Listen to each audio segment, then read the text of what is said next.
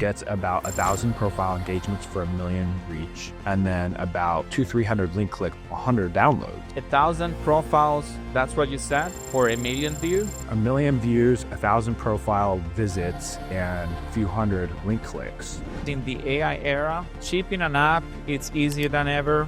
Getting attention also may be easier than ever. And going viral, it's also easier than probably ever. Let's just say you've made an app with AI. It's not just as simple as posting a few videos. Even if they do go viral, it's not going to make your app itself go viral. What makes the app go viral is having a referral component built into it, meaning the users cannot get the maximum value from the app unless they share it with a friend. So either they unlock features or they get a discount, for example, a month free of premium.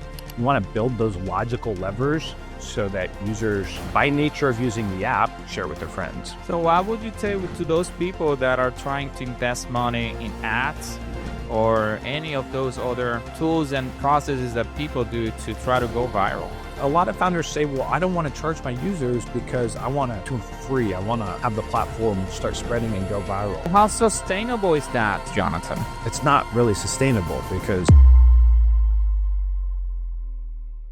Welcome to the Human Protocol, the podcast about staying human while building the future. I am your host, Michael Solomon. Today's episode is for founders who are tired of chasing spikes. Instead, they want to build something that actually lasts. Because in the AI era, shipping an app, it's easier than ever. Getting attention also may be easier than ever. And going viral, it's also easier than probably ever. But yet, most products still fail, still disappear. My guest today is Jonathan Maxim. And Jonathan, thank you for coming to the Human Protocol. It's a pleasure to have you on. I'm excited to be here. Thank you so much, Michael. Ready to rock. Awesome. Appreciate you. And just for our audience, I would like you, if you can give us a brief introduction of who Jonathan is. Yeah, absolutely. So I'm the app launch guy. My job is to help founders. Just imagine you had an app. It's my job to get 10,000 users and 20 investor introductions for your startup. So I've launched over 300 apps at this point since 2014.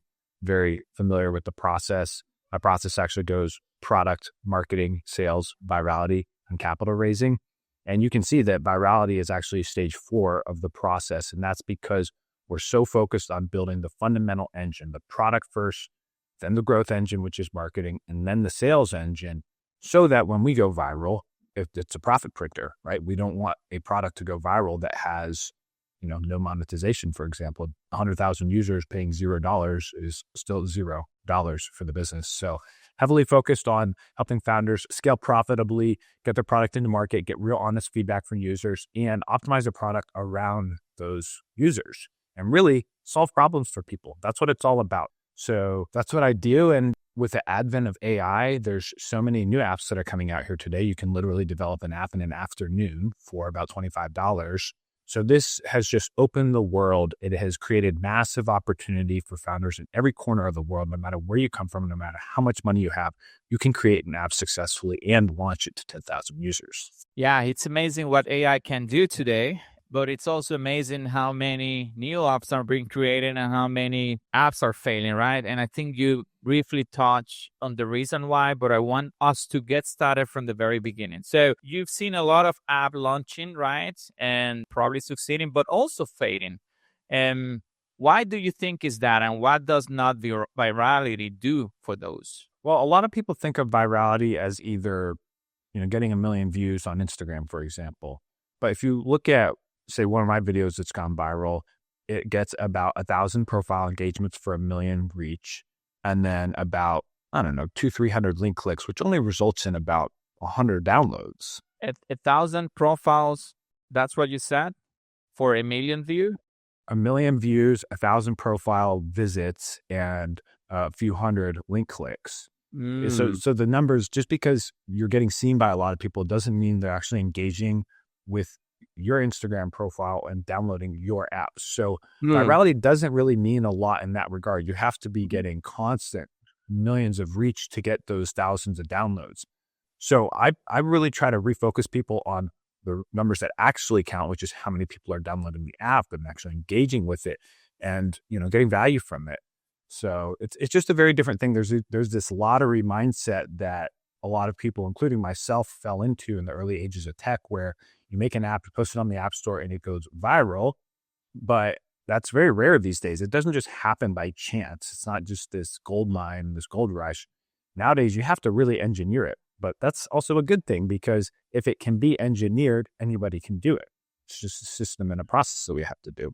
And when you say engineer, for people that may not be as familiar as probably you on this, so where I'm seeing, for example, I created this podcast 6-7 months ago. It's hard to get it out there. It's hard to get people to reach out to people. And what you're saying is exactly that. It's not as probably easy as it used to be to make something that is seen by a lot of people. And I think Instagram and all these other platforms, they're making it harder for our content to really reach out mass amount of people. Correct. But like I said before, there is a recipe. And if you follow the recipe, it will work, whether that's for launching an app or whether that's for going viral on Instagram. For example, on my personal page, we just started posting there about 20 days ago. I had 2 videos go viral. One's at 4.3 million and another one's at 1.5 million reach right now. And all we did was deconstruct the most viral videos in my niche, broke out the pieces. What's the hook? What's the concept and the content? What's the editing style? What's the audio? And what's the caption? So we just reconstructed videos that have already gone viral before. Now, that process of breaking down a viral system, or, let's just say reverse engineering somebody else's video, can be applied to apps too. If we follow the steps of improving the product and the user experience, if we build a growth engine, marketing engine for that app, and if we put monetization and we activate the sales component, the input and output of users downloading, giving you money for your app, and sharing it with their friends is a virtuous cycle. And so that's something that will automatically perpetuate and grow on its own. Whereas a lot of people, when they come to launch an app, they think, oh, I just got to post this on social media and go viral there. But then they don't get any engagement or sales or downloads, because there's more to it than that. There's really those 5 components. And I think that's what people need to understand when they get into, let's just say you've made an app with AI. It's not just as simple as posting a few videos. Even if they do go viral, it's not going to make your app itself go viral. What makes the app go viral is having a referral component built into it, meaning the users cannot get the maximum value from the app unless they share it with a friend. So either they unlock features or they get a discount, for example, a month free of premium. You want to build those logical levers so that users, by nature of using the app, share it with their friends. Right. And that's the referral engine that you're saying. It's really what makes the dream work, right? In a way, that's where the magic is. Yeah. And that's where it grows on its own, where you don't have to exert additional effort, where you don't have to spend a ton of money. Once the users are marketing the platform for you, then it grows on its own. So what would you say to those people that are trying to invest money in ads or any of those other, tools and processes that people do to try to go viral? Well, that's actually a great question, because a lot of people will wonder, should I use ads? Should I pay to get users on this platform? And the answer is yes, kind of. You want to use them at the beginning, because that helps accelerate the process of getting to those first 10,000 users. When you get to that first 10,000 users, then you've got enough data, enough volume of users to really understand whether this product's solving their problem, how profitable it is, what's my customer acquisition cost, how much lifetime value does a user generate. All those metrics will show through once you get to that first 10,000 users. So what we do is we use ads to get to those first 10,000 users, and then we bring in the organic component, and we have them work together in an engine that complements itself, right? So all the content that we're putting out on social media to go organically viral ends up becoming our ads, because stuff that does well in organic social media also performs well in ads. So again, becomes a virtuous cycle, but again, you have to follow the process. And what gets a lot of founders tripped up is they try to do all of this at once. They try to build a referral engine while, monetizing while building the product. And really, you should only do one thing at a time. Focus on the main constraint of the business. If the product is not strong, that's what you should be working on only. Not worrying about marketing, not worrying about sales, not worrying about capital raising. Just focus on fixing the product. So what I really try to encourage founders to do, so that they don't become overwhelmed, because just like you starting this podcast, right? You see that there's a distribution component, there's an editing component, there's a writing component. It's a lot of work. If you try to do everything all at once, like getting the biggest guest in the world when you're still working on what your offer voice is, that's going to cause it's going to create tension in your mind. It's going to be difficult. Same thing with founders. You can't be boiling the ocean, right? You just work on one core component of the product at a time. It's a step-by-step process, right? At the end of the day. And that process requires focus. You can't get distracted. And while you were saying the 10,000 number, just for my understanding, where the 10,000 metric comes from, why is that number? Well, it started from investors asking for it. If you're a founder and you got an app and you say, hey, I want to get investment, they're going to say, come to me when you have 10,000 or more users. Yeah.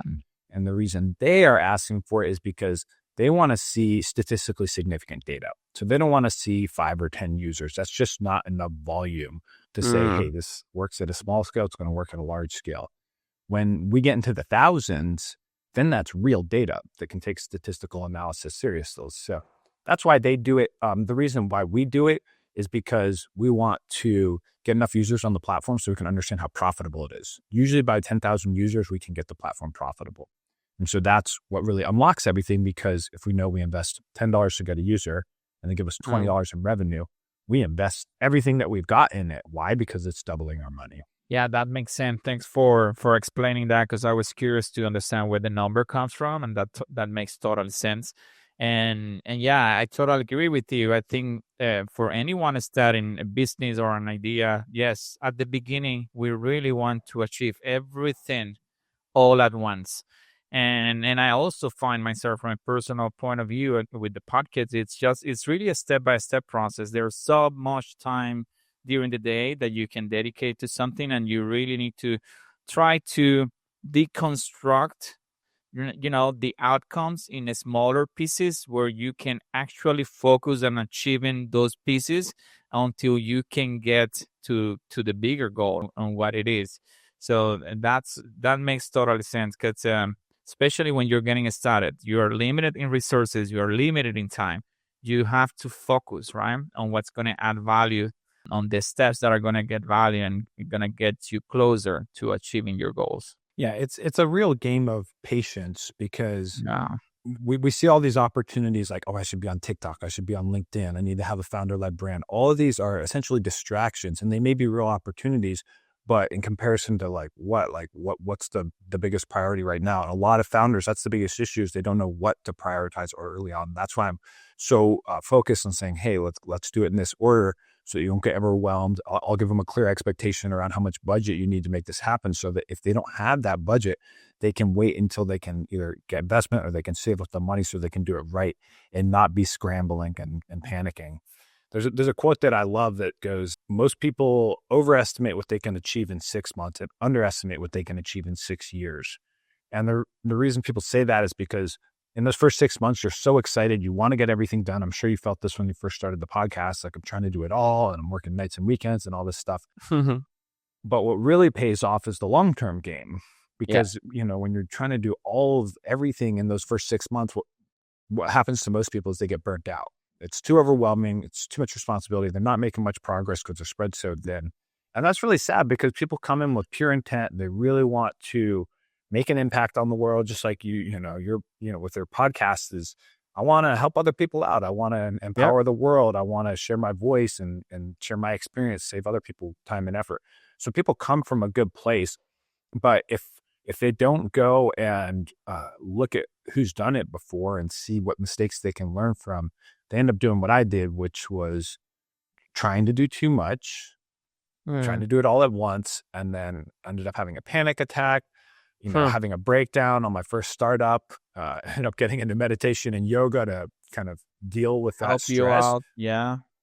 Yeah, but it doesn't have to be that way, is what I'm saying. Doesn't. Like, that was my own crash. Well, we start with so much energy, right, Jonathan? We start with these dreams, and we want to conquer the world, and we're saying, oh my God, this is the idea that is going to make it. And then we get started, and then we try to make it, and then reality kicks in. Yeah, and reality can hurt a lot, right? For me, that reality hit when I had invested the $100,000 that I had saved up from working corporate. I burned through all of it, getting users, and this is my own personal experience. I didn't have Right. monetization built into the app. So my app went viral 2 or 3 times. One day it got 14,000 downloads. Another day it got 11,000 downloads. In total, we got 46,000 people on the app, but I didn't have monetization going. So I was making no money on that. And then at some point I ran out of my own savings and I was out of luck, right? And at that point I had to sell the company wholesale to my old co-founder because I couldn't sustain to run the company any longer. However, in today's world, if I were to go back and do it again, just imagine that I had a premium program for $10 a month in that. And we're converting 5% of my users. So 5 times 40,000, let's just say 2,000 paying users paying $10 a month. You're talking about $20,000 a month of recurring revenue. So if I was making $20K a month back then with my app, I would have easily continued and it would have been a major success to this day because I would have been able to work on it for the last 10 years. Right. So again, like just this little tweak in my understanding, if I had just had the chance to talk to somebody who had done it before and said like, what do I need to do now that's going to save me later? And I would have told myself, monetize those users. You paid $100,000 in marketing to acquire 50,000 users essentially, and you're giving those users value. They should be paying you for it so they can sustain the company to continue building an app that, solves their problem. And when you say monetize those users, you mean users paying for subscription or paying to access the app?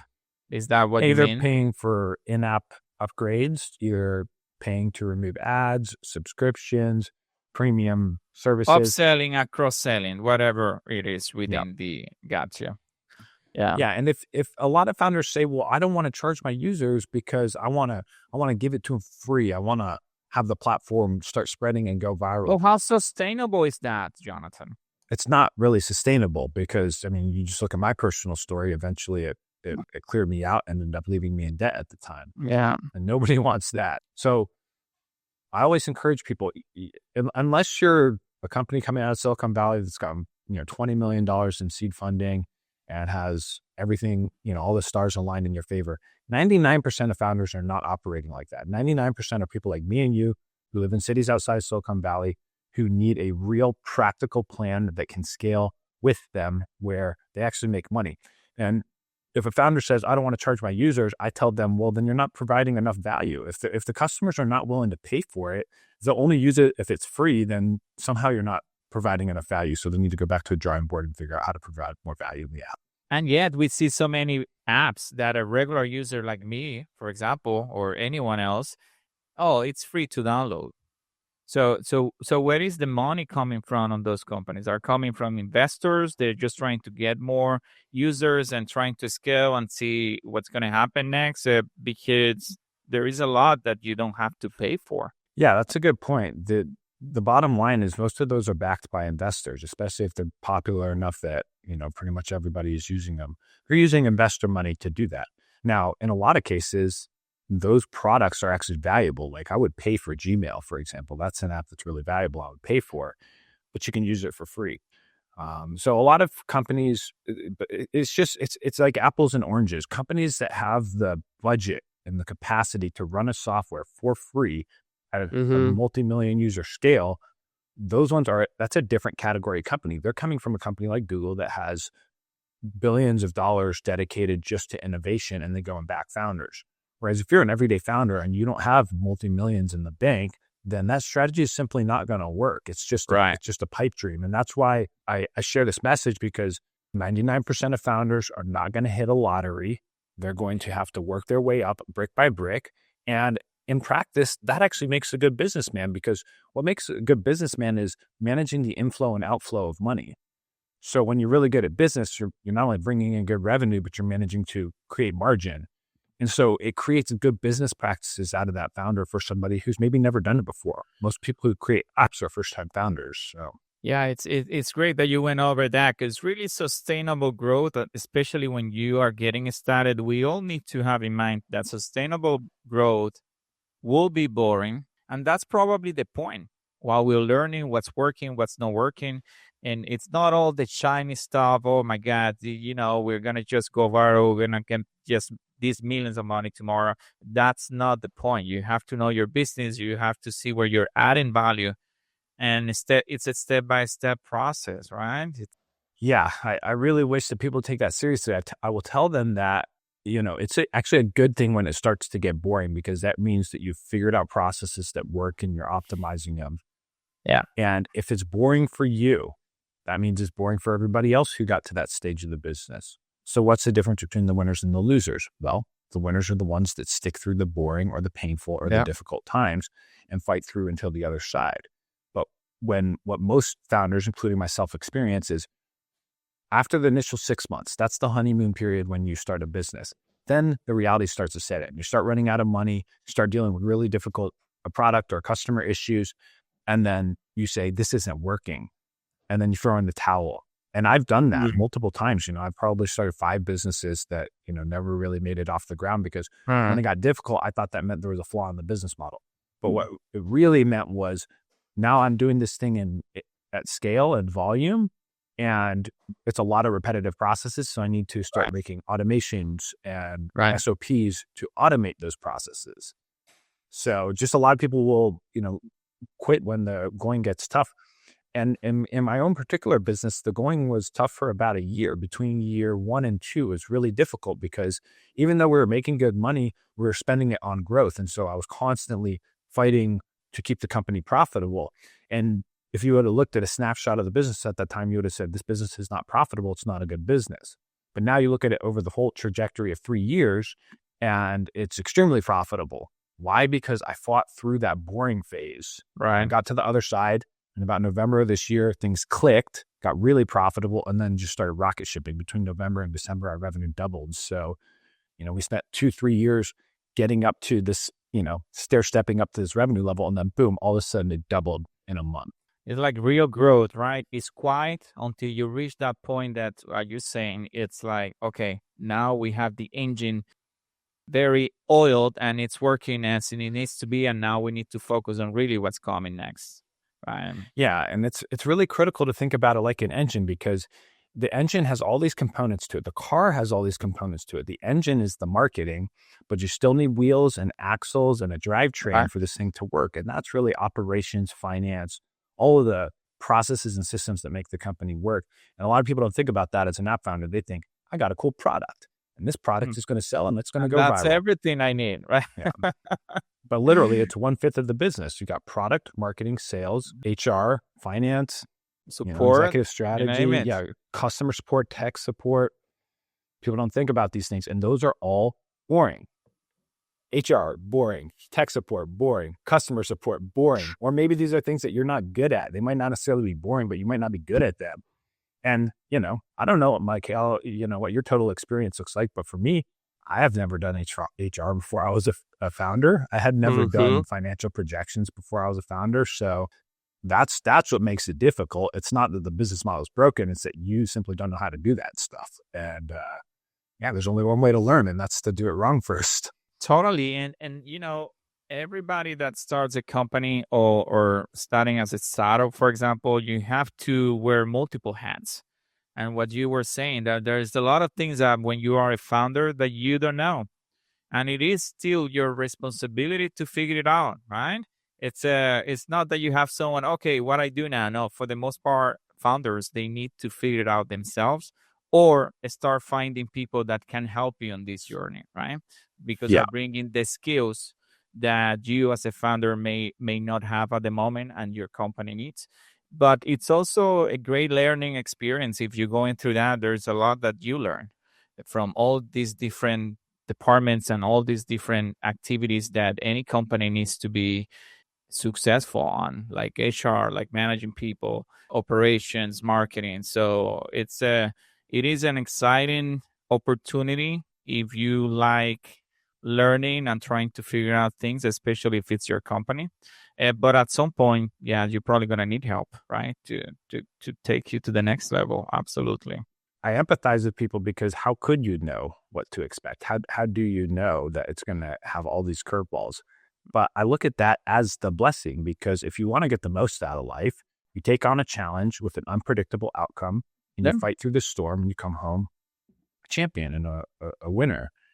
That's what makes life rewarding, not making money. So like a lot of times, and by the way, obviously making money, it brings up your happiness levels a lot, but you should be doing it for the personal fulfillment that you get from it, because it makes you humble, you get brought to your knees. Sometimes you get your back broken. But other times you're on a stage in shining lights and you're getting all the acknowledgement from 1,000 people in the audience. But by the time you've gotten your back broken and God's brought you to your knees, when you get on that stage, it's funny because I'm feeling goosebumps right now because I've had such visceral experiences like this. When you get up there on stage, all it does is put you in a state of gratitude because you're like, wow, these people don't know that I was like sleeping on the floor in a one-bedroom apartment, broke, shit out of luck 4 years ago. And they all think I'm some hero. But in practicality, I started lower than any of these people are right now. And so that's why it's so beautiful, because if you're willing to be humbled, it will craft such an incredible human out of you, because you learn to manage people, you learn empathy, you create culture. There's so many beautiful components to it. But of course, our mind skips ahead to, I want to be rich.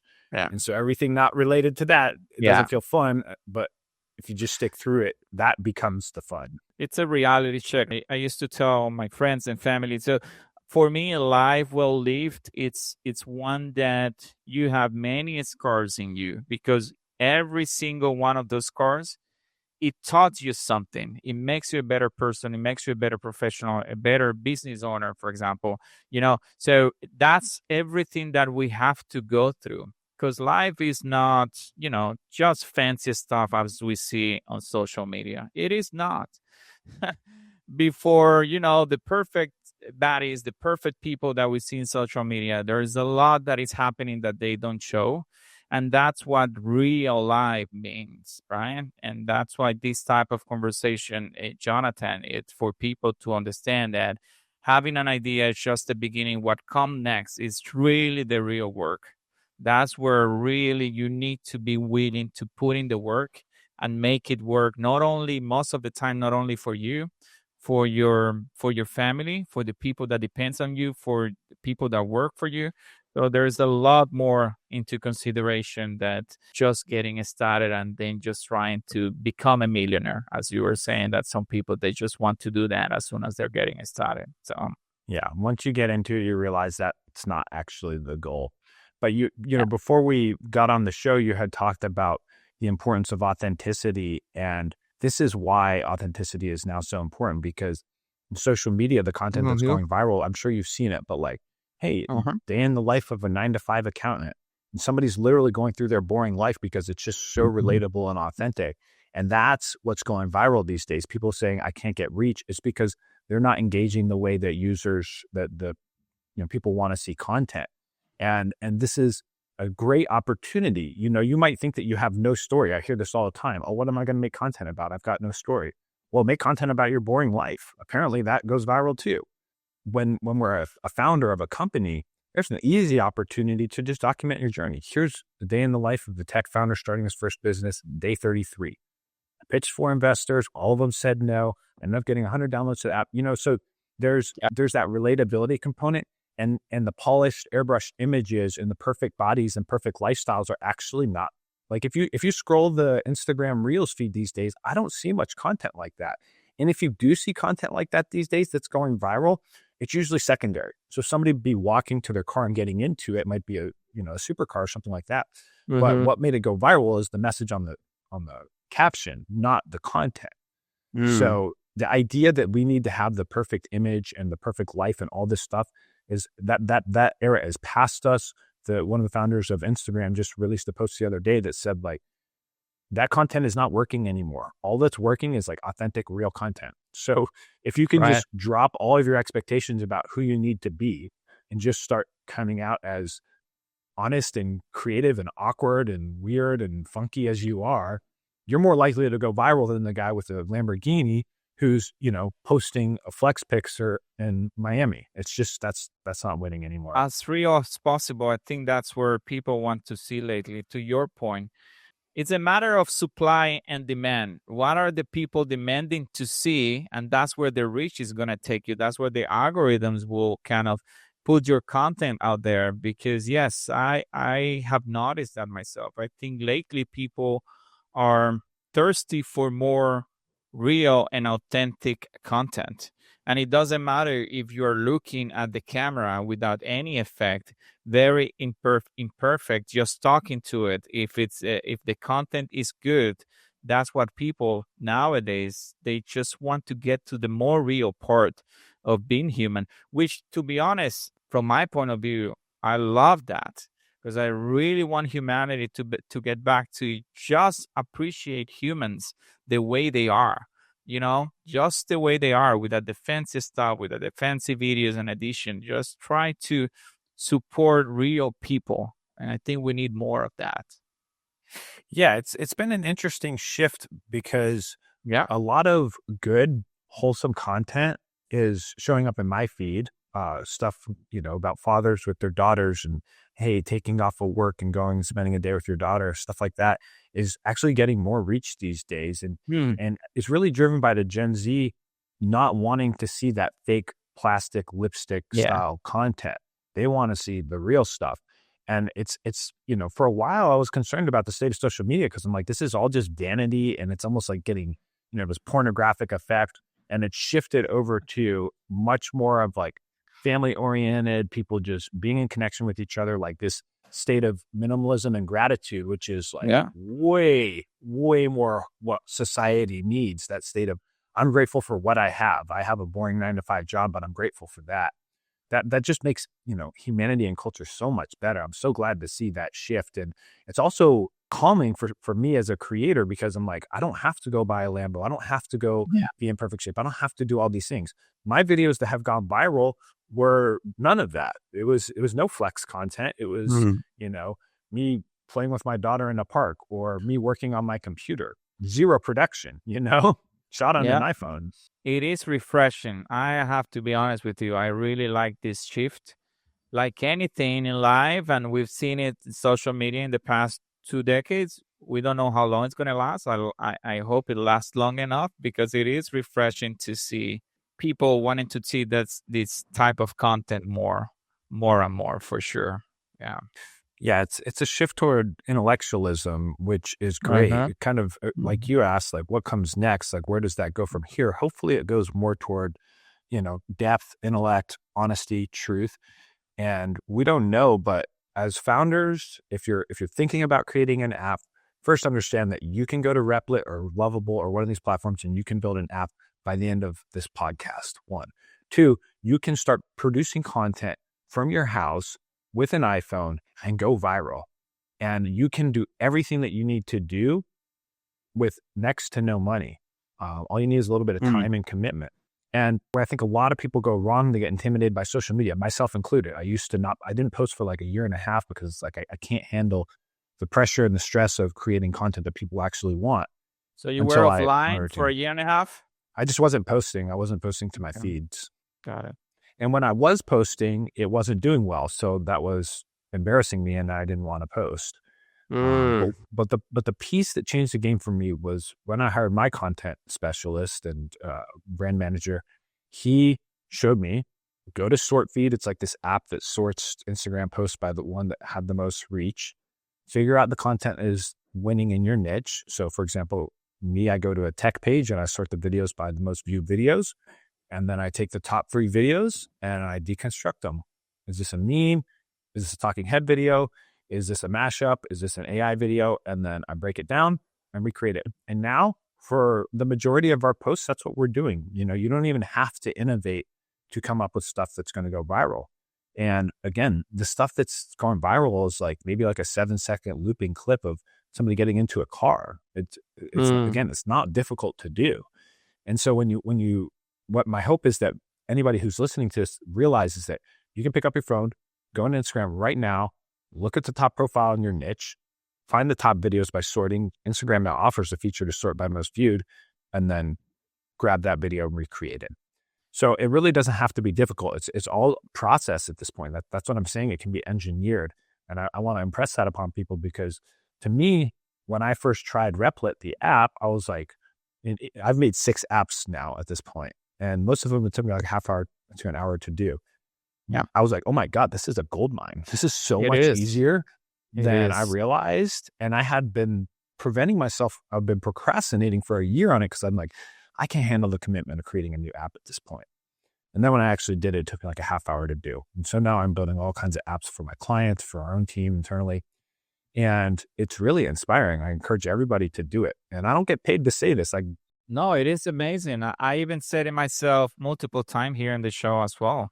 What Replit and these other apps are doing that are kind of enabling, our creative selves to be able to put products and our idea out there. It's amazing.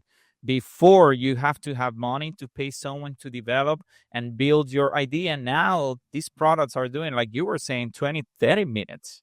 I mean, it is amazing, right? It's your idea.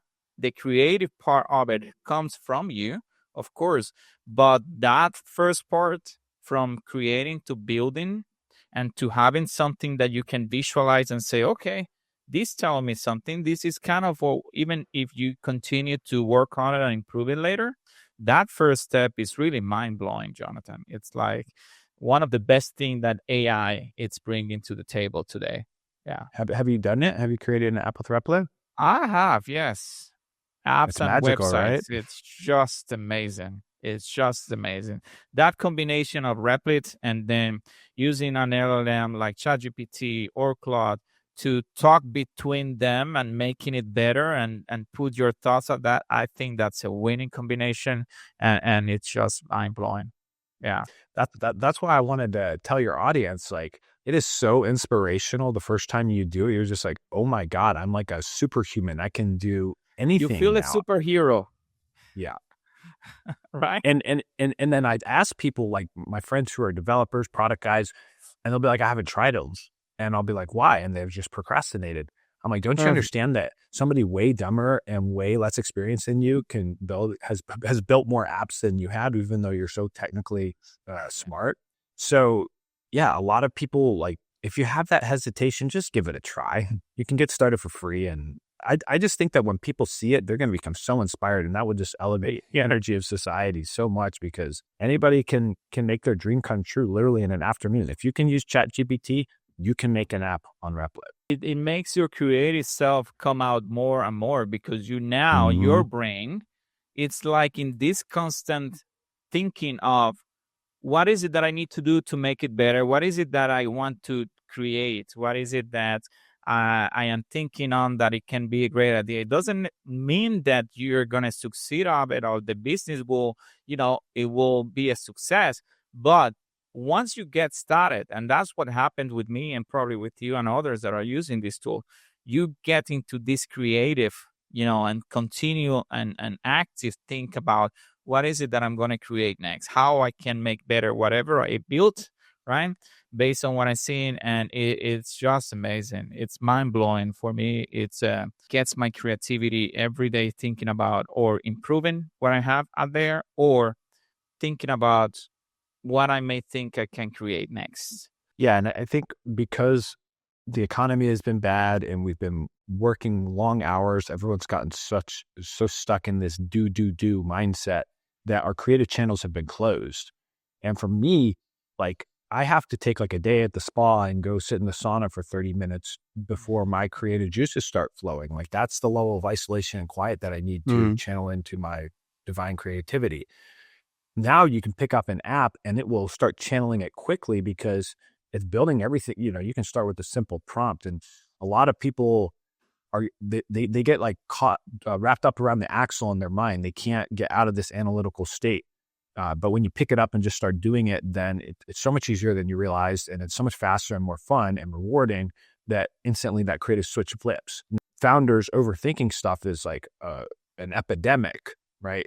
So I almost applaud the founders who are less intellectual, less hardworking in a lot of ways, who are just like, hey, let me try this.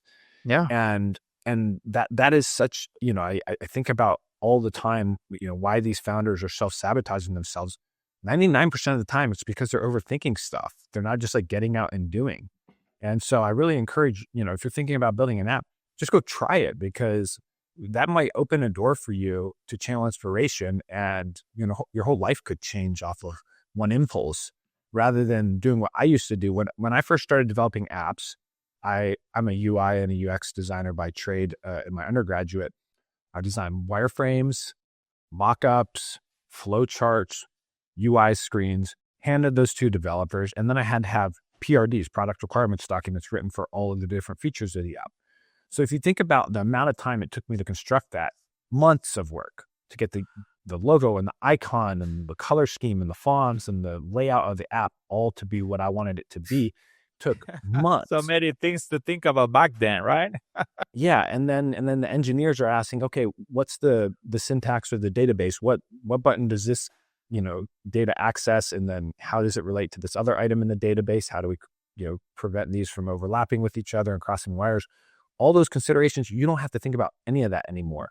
For me, I've passed all those documentation to the developers. They spent 6 months building the app.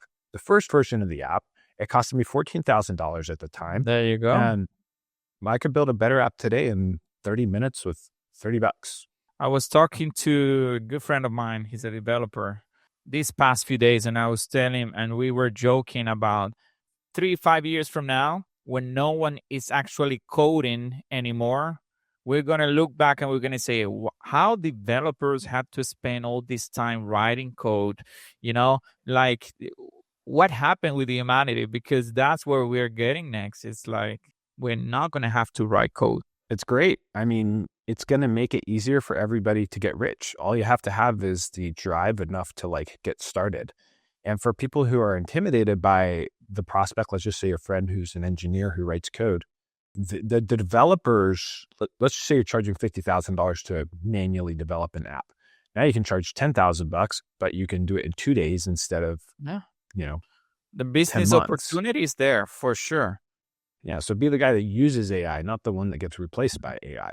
Because when you are a founder and you're building an app with an AI tool, there are going to be certain functionalities and limits to it that a developer has to do. You'll eventually need to bring in a developer, which is okay because they're the ones who actually understand all the code that you've written with the AI, and they can take it, package it up, and make it into an app that can be deployed. So it's an opened up opportunities for everyone. If you're willing to look past the fear narratives around AI, and that, don't get me wrong, I think that there's a lot of bad that can happen from AI, but when we're talking about apps specifically, it's a lot of good, and it's going to enable a lot of developers, a lot of product people, a lot of founders. And if there's any time to strike gold, it's now, because it's early. It's like being in Bitcoin 10 years ago. Like this is the precipice. This is the moment before it blasts off. Jonathan, I also like to extend on top of what you just said.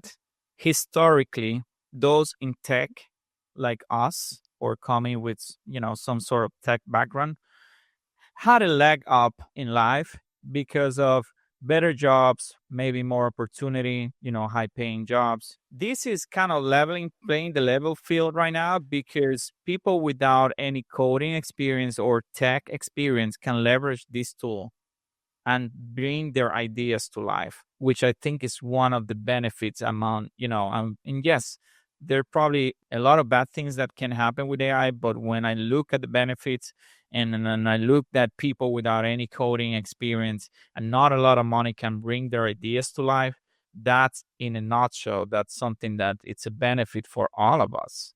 You just need to use it. Yeah, and I think we can prevent a lot of the bad by starting the good. So if we focus on building software, like when I see an AI meditation app, when I see an AI therapy app, when I see a tool that creates music with AI, I think these are things that are all contributing a positive impact to society, and good can outweigh bad, right? Like if we all go and build something that, maybe our heart's been set on making an impact on, whether it's through charity or through business, this opens that door for that. And it's just another reason why people listening and both me and you need to be building our dreams, because I'm a believer in God. I think that God gives each of us a purpose, and if you don't fulfill on that purpose, then you've not only not taken the gift that God has given you, but also everybody who stands to benefit from you starting a business has now not benefited, right? If I never started this business, 300 apps that we have launched, so 300 founding teams that we have helped move from A to B. And if I hadn't started this business, there'd be 300 less founders on their way to success. And so if we think about it like that, it's like, this is your mechanism to make an impact. And the funny thing is, after you do something good like that and make an impact, then you end up getting put on a stage in front of 1,000 people and the shining lights and, sparklers and fireworks going off around you. That's a result of that you didn't even necessarily plan or expect, but that's society and God's way of repaying you for your good work. Absolutely. And it's about, taking that first step and that chance on yourself. It's like, if you doubt, don't doubt, just take the first step. And I know the first step is usually the hardest, because even when I was starting on the podcast, I thought multiple times, should I be doing this? I wasn't one that was born to be in front of a camera or to have the best voice tone, for example. So I doubt a lot about myself. But once I took that first step, I then noticed that it's really about the message and what you're building, and the legacy that you want to leave behind. That's really all it matters. The rest is just noise. And we have to just live without the noise, right? For the most part. Yeah. And I really respect you for taking what seemed like a lot of headwinds, a lot of reasons not to do this, and just taking a swing at it. And you're probably experiencing some of the difficulties of running a podcast, which is essentially like a business. Yeah. And I encourage you to fight through them, because, you get to the other side. Joe Rogan just filming in his basement with his friends for 10 years, and he didn't get popular literally until 10 years after of filming content. Yeah. And it was just a matter of not quitting. And that's the case with a lot of people. It's just a matter of not quitting. When you have a podcast and your message starts to connect with people and it starts to get reach organically, pretty soon you're bringing on sponsors. You are, you can charge people to come on the show. There's a lot of ways that you can make crazy money on this. And because of how easy it is to go viral these days, you could make this show really, really big and make a ton of money off of it, all because in the first place, you had an intention to do something good. You wanted to share your message with the world. And everything else is just like a container for it. Like the way you look, the way your voice sounds, the production, all that stuff is just like the container that this stuff sits in. What really matters is your message. And that's why I'm proud of you, because your message, each person is given a special message to share. And I respect you for sharing yours. Thanks for that. That's what keeps me moving, but it hasn't been easy, as you know, and as we discussed earlier today. The beginning is rough, and you try things and they don't work, but I'll keep the focus on the long term and what is the legacy. And the main reason why I started this show wasn't to become a millionaire or become famous. I want the message to connect to people, and I stick to it. And that's what I will continue to, because that's the main goal. Everything else will be an addition to it. So that's the most important part. Yeah. And when I'm in that situation that you're in, I am reading books, a lot of books. I mean, you can't see, but I have 2 full bookshelves over here. I'm constantly reading. Yeah. And I'm constantly hiring coaches, buying courses. Most of the time, you're paying thousands of dollars to pay a coach or to take a course. And 99% of the content might not be relevant. But if you learn one thing that changes the direction of the company and has, in my experience, it's usually one major learning that I get from each coach or course that I buy. And then I implement it and it has a massive impact. Like there's a coaching I bought last year in January, paid $15,000 for 1 month. And 90% of the content I already knew wasn't really usable to me. But there was one thing, increasing my pricing. It was changing my pricing strategy. And not only did we double our revenue between January and March of that year, but we also doubled the number of clients that we were closing. So by increasing our price, we made more money and more clients. And so these kind of things you learn from bringing in a specialist. So had I used to have a podcast like you. So had I gone back and redone that podcast, all I would have done is studied the greats and just figured out, like, how are they getting reach? How are they clipping their videos? What is the messages that they're saying that are resonating? Can I recreate those messages? Can I recreate those clips that went viral? And just trying that, because again, at some point it's going to click. You're going to have content that goes mega viral. Like I've had videos that got 12 million views, 9 million views. And, when that happens, you get like 1,000, 2,000 followers in a day from something like that. So you just have to stick with it. And that's the thing. I think that a lot of people, they underestimate their capability to overcome those challenges because they've never seen those challenges before. Yeah. But just in my mind, the way I think about it is like, be dumb enough where you're not going to like overthink it too much. Just fight through it, just box through the situation and right hook, jab, jab until you knock out your opponent, whatever that opponent is, and it'll definitely be successful. Yeah, great message. Because learning, it's a never-ending activity. It should be a never-ending activity for us human beings on the personal side or even on the professional side. On the personal side, we're always trying to find ways to ground us as humans more and more, right? Via spirituality, yoga, you name it. What is it that it's going to keep us healthier or living healthier lives? On the professional side, coaching and those type of activities that teach you something. And I love that message that you just brought on, because there's always something that you can learn. And sometimes we kind of close the door on that one thing because we think we know the rest. And that happens with experiences. Sometimes we think, oh, I'm not going to go through that because I know most of it. Well, most is not everything. There may be one thing that may change your life, the direction of it. And I think it's important for us to be willing to go through it and give us that opportunity as well, for sure. Yeah, I hope that for people listening to this, that this has been the sign that you need to see to take that swing at something. Yeah. Because it is way easier than you think. But even if it is more difficult than you think, again, difficult things are good because that means that you're dealing with something that not many people could solve. So when you solve it, you end up getting rewarded for it. So, whether it's easier or whether it's hard, it's always rewarding financially and emotionally. And yeah, I think that's just a great place to live your life from, to constantly be seeking challenge and breaking your own belief system. And, oftentimes, like I said, like that course, 90% of it wasn't relevant, but the few percentage that were relevant, had a massive impact on me. And so it always pays a good ROI to be learning and listening to the show. Yeah. So go and listen to all of Michael's shows, guys. And I promise YouTube. I'm not paying Jonathan, or he's not paying me today. Okay. We're not at that level.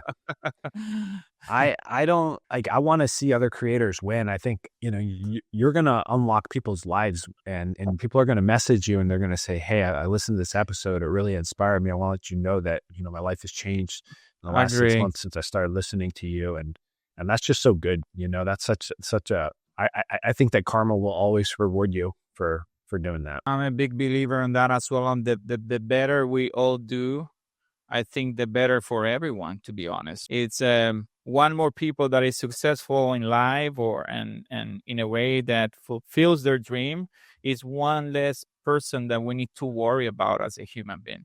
And that's why we need to, try to help each other as much as we can for us to, be as successful as we can and bring in as many people as we can as well. Because that's really what life is about. Yeah, and everybody listening can have that impact. I have 25 employees right now, and it was his birthday 2 days ago, and he messaged me. He's like, I'm a little drunk, but I just want to let you know I'm so grateful. My life has completely changed. I helped my mom pay off her house, and I bought a car, and like my life has completely changed since working with you. And to me, this is just like another person on my team who, I've been mentoring and helping. But that's the kind of impact that happens when we pursue our dreams. And so not only are the 25 people who work for me now feeding their families and living for something bigger than themselves or a day job, all 300 founders who we've helped along the way have, made progress toward their goals. And so that's why we can all be such an instrument for change. So whatever that change is, be the change you want to see in the world, right? Absolutely. It has to start with us if we really want to change into a better place. But Jonathan, thank you for being with us today. It's been an amazing conversation. Cannot appreciate you more for being today. Okay. My pleasure, Michael. And I appreciate you bringing me on and this great intellectual conversation. And it's always reassuring to know that there's other people who are doing it for the right reason and who are going to make a splash and make an impact. And we might make mistakes, but at the end of the day, we're making progress, right? For ourselves, for society. Yeah, absolutely. Thanks for sharing some of your personal experience, your professional experience. There's a lot that I'm learning myself. I'm sure everybody that will be listening will be learning something about it. But the most important message is just get started. Try to create something and push yourself to get out of your comfort zone. And I'm sure that will be valuable, and it will be a great thing for your life. For sure. Yeah. And just some final thoughts. If anybody wants help launching an app or building an app feel free to reach out to me. My handle on Instagram is it's Maxim, and I have a 1 hour internal training that I made for my team, but I started sharing it and people were loving it. It goes through the whole process of 0 to 10,000 to 100,000 to 1,000,000 users with an app. So if you want to just DM me training, then I will give that to you for free. No email or anything required. Just let me know. I'm happy to hook you up with it, and hopefully, you become a founder too, and have that success that you really deserve. Awesome. Thanks for that offer. And I'm also going to make sure that I put your contact information on the episode and so forth. So yeah, excellent. Thank you, Jonathan. And thank you everyone for watching us and listening to the episode today. And I hope if this episode challenged you how you think about growth, send it to a founder who's chasing attention but wants meaning. This is what it is about. Thank you all, and talk to you next week. Bye everyone.